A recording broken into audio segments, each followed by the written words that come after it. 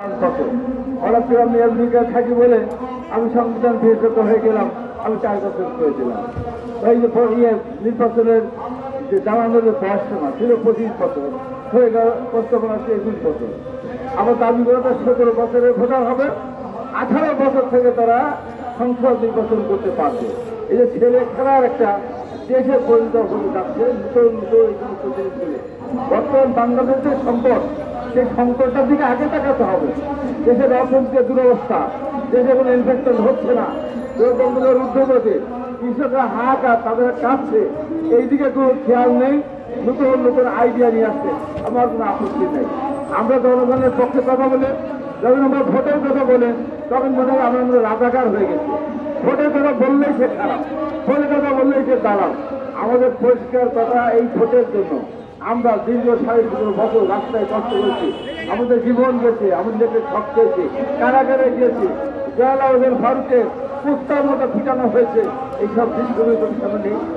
আজকে জুলাই বিপ্লবে 36 দিনের জন্য আপনারা এই সমস্ত দেশগুলি প্রকাশ করে যাচ্ছেন, তাহলে আমার বাংলাদেশ ভাষা আন্দোলন কোথায় যাবে? বাংলাদেশের ছাত্র আন্দোলন কোথায় যাবে? শিক্ষার্থী আন্দোলন কোথায় যাবে? অনুষ্ঠিত ছাত্র গঠন পর্যন্ত কোথায় যাবে? সত্য নির্বাচন ভূমিকা কোথায় যাবে? 71 মুক্তিযুদ্ধের স্বাধীনতা কোথায় যাবে? 90 ছাত্র ইতিহাস কোথায় যাবে? সব কিছু সমন্বিত করে তারপরে আপনার খোঁজেন না, খোঁজেন তো তখনই যায়। আমরা একটা যুদ্ধে যাবো, আমরা কর্ম করবো, তার হয় ঘটে না। আমার যুদ্ধের পরে কাজ করার পরে সেটা ইতিহাস রচনা হতে পারে। আজকে টোটালিয়ান ভুল ব্যাখ্যা যে আজকে জাতিকে বিভিন্নভাবে আজকে মানুষ বড় ঝাঁটার ভিতরে ফিরতে হচ্ছে। আজকে থেকে একদিন টেলিভিশনে চলে যাচ্ছে, এমন এমন কথাবার্তা বলেন মনে হয় উনি বাংলাদেশ সব জানতাম, উনি সব কিছুই জানেন। এই দেশের রাজনৈতিক দলগুলি মনে হয় কোনো অস্তিত্ব নাই, তারা মনে কোনো কিছু করে নাই। যারা একজন চেয়ারম্যান কি জিনিস বুঝলেন না, এদেরকে সব বুঝলেন না, লাঠি পিঠা খেলেন না, টেলিভিশনে গিয়ে বড় বড় কথা বলেন। আসুন রাজপথে এসে আন্দোলন সংগ্রাম করে থাকলে তার কথা বলেন।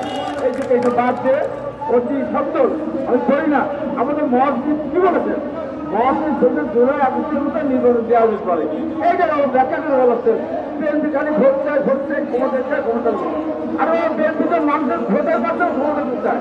আর আপনারা ভোট চান তো ক্ষমতা টিকে হয়ে থাকতে চায়, যেটা জনগণ দীর্ঘদিন মানবে না। অর্থাৎ জনআকাঙ্ক্ষা পূরণের জন্য সত্যি সময়ের ভিতরে একটা নির্বাচন দেন, সংস্কার শাসন যতটুকু দরকার করেন, পরবর্তীতে করে নির্বাচন সরকারি করবে। এই সত্যতা ব্যক্ত করে আমি আমার এইটুকু বলতে চাই, আগামী দিনে জনগণ দেশগুলো খালটা দেওয়া তারা তার যখন আস্থা রেখে সাংসদে ভোট দিয়ে জনগণের সরকার গঠন হবে। সেই জন্য দেশের সার্বিক সমস্যার জন্য যত সংস্কার আছে সব সংস্কার আমরা করবো। আমাদের সরকার করেই দিচ্ছি, কয়েকটা বড় বড় সংস্কার কথা আমাদের একটি জগতে আছে। এই কথা বলে আমি আমার বক্তব্য শেষ করছি। আপনাদের সবাইকে ধন্যবাদ। দেশ বেগম খালেদা জিয়া জিন্দাবাদ, আগামী রাষ্ট্র তারেক রহমান জিন্দাবাদ, সেই রাষ্ট্র জিয়া রহমান অমর